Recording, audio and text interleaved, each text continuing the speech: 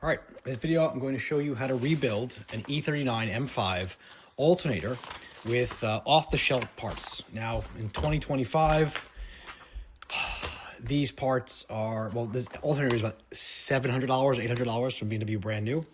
This one is a genuine one. It is Bosch. It is made in Great Britain, where the thing is, right? There's the B&W logo. Now, there isn't anything technically wrong with this. However, I do believe it is original. Possibly, or somewhat original. There's a little bit of noise. It's not terrible. And in all fairness, I don't know what the hell a brand new alternator sounds like. So either way, I bought a bunch of off-the-shelf parts. I'll walk you through the things I got. I don't know which one goes where. I think I bought multiple ones because I didn't think it would be hard to find. So this one is a Timken one. This part number is, what is the part number? I don't know. 6203-2RS. That is the part number I got for that. We'll see where that goes. You don't need two of them. I bought two of them just because I thought they were going like end of life or something like that. Then this one is another one. I've got all this stuff on eBay. This one's an SKF. This is, there you go. 6203-2RSH. Made in Italy. And that's that one. I'll put it over here. And we've got this one. It might actually be the same one. I don't even know.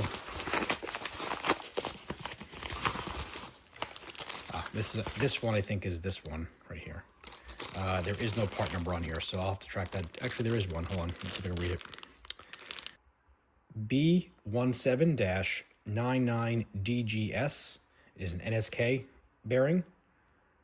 And that's it. It's got nice resistance to it. Okay, cool. Now, I will warn you, I have never done this before, like most things in my life. But I've watched a lot of YouTube University, and it seems pretty self-explanatory. This one, I'm really pissed off. This is supposed to be a freaking German-made Beirut part. No. Beirut, Germany, right? Where is it? Fucking made in China. Anyway, this part number is, it's on here, GER088. That's the part you want. These things wear over time, and that's kind of what causes your alternator to fail. Okay? So with that, I got this off. Now I'm going to take the back cover off, if I remember correctly, and these are just done with some Phillips screws.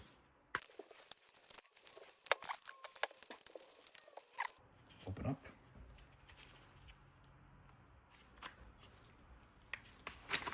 That was it. All you do is you peel these clips back and they come off. Cool. Now, this is the part. Oh yeah, look at that. This is this part right here. Let's see what this one says. Bosch. All right, if you want the Bosch part number, it's 1197311-545. Yeah, I think it's 545. This one's made in Great Britain because the whole thing is made in Great Britain. And to remove that, it's the same as before.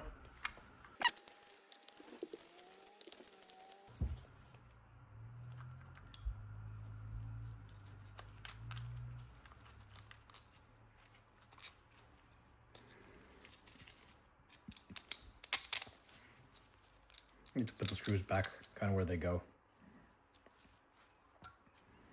And you can see these are worn. Now, this alternator may or may not have 184,000 miles on it. I don't know, but because I have no evidence or records of if this was ever serviced. But take this casing apart, and there's, I don't know, 4 Phillips.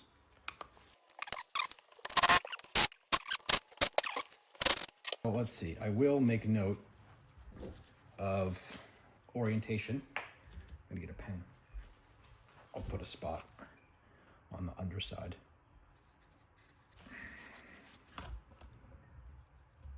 All right, that comes right off of that. Those are the windings. Don't want to damage that. I don't think there's any bearings on this part, so that's easy. Cool, move that out of the way. And we've got some a couple bearings. So these are, this is, all right, there's a, okay, there we go. There's a plastic cover that goes over, I think this, no, maybe not that one, I'm not sure. This slides off.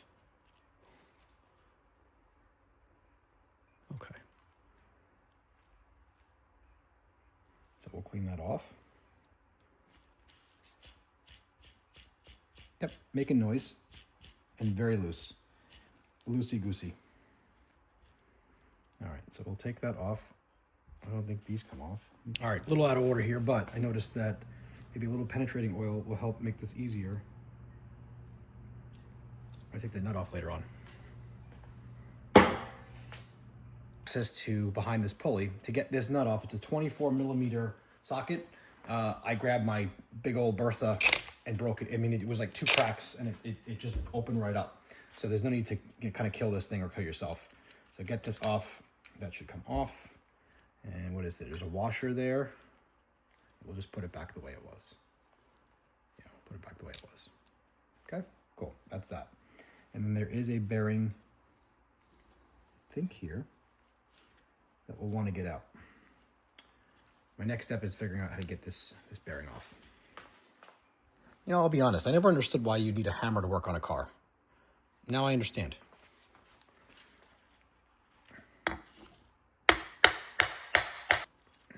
This housing and this from this, I believe these 4 screws need to be removed. Quick update, let me explain what I did. I sort of damaged the threads on this shaft. This is where the nut goes that holds the pulley, right? Now, I don't have a thread repair kit. I have to get one and I'll be able to straighten this out, but this is a little bent and I can't get the nut back on, whatever, okay? So what I did next was, and this is important, it's kind of off camera, what you wanna do is to separate these, use a little penetrating oil.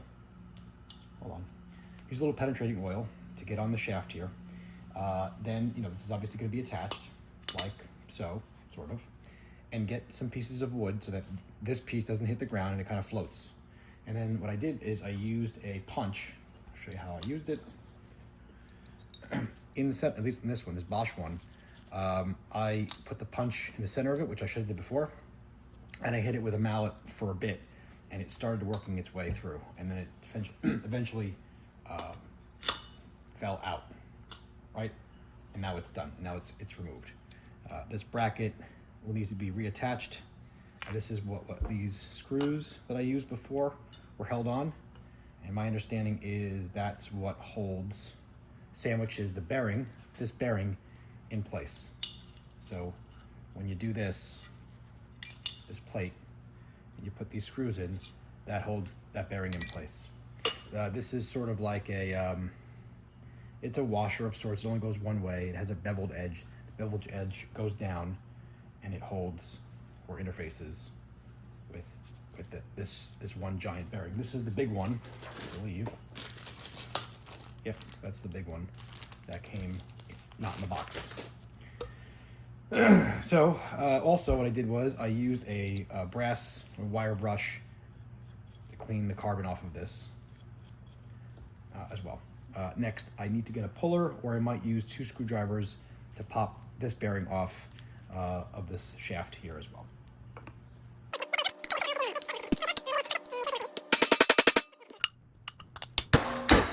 Ta-da!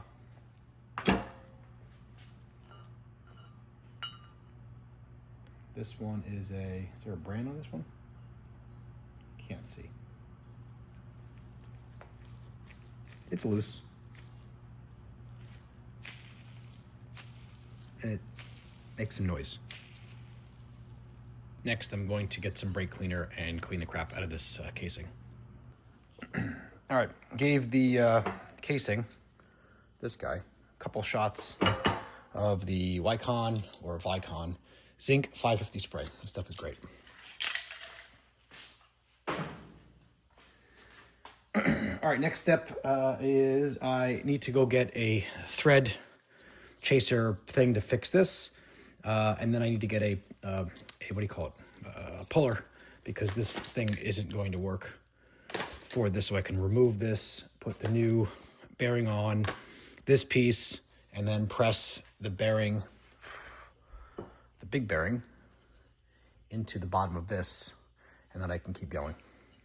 All right, let's kind of bring this all up to speed because a lot has happened since I recorded this video like a month and a half ago. So in the video, I showed you what not to do. What I should have done is put a piece of wood on the edge of this and hit it. What I did is I damaged the threads on this, so that sucked. I was able to get it fixed. I ended up having to cut, I don't have it here, but I had to cut the nut that was on here to rebuild some of the threads on here. I was able to find new nuts.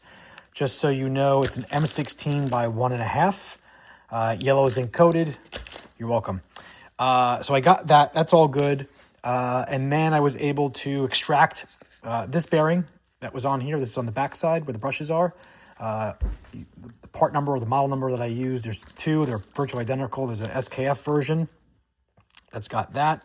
And then here is the Timken one. And then that's that one.